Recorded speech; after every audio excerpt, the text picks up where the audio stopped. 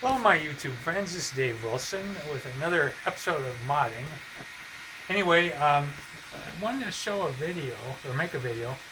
Max from OmniaDrop had a real quick 10-second video with no voice on how to change the filament on an OmniaDrop. I thought I'd do a little bit more detail, but I've heated this up to 240 degrees.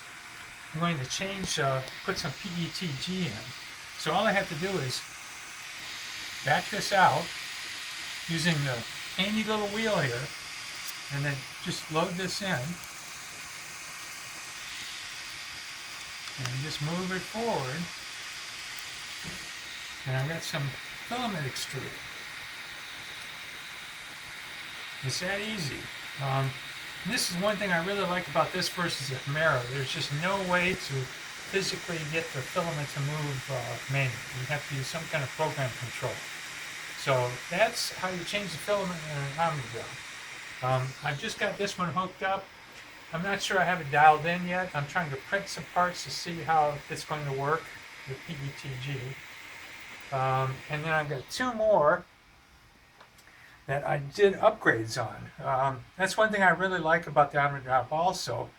Max came up with some new ideas, some new parts, and so he sent me new kits at no cost to replace some of the previous gears.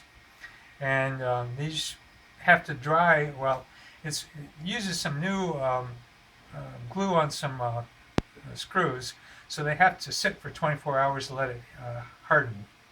But I'm going to mount those hopefully tomorrow. I'm also waiting for some brass inserts, and I'll have an update on that. I've got the mounts ready. Got two of them ready to print. This one's just not on right now, but everything's going great. Welcome your comments. Thanks for watching.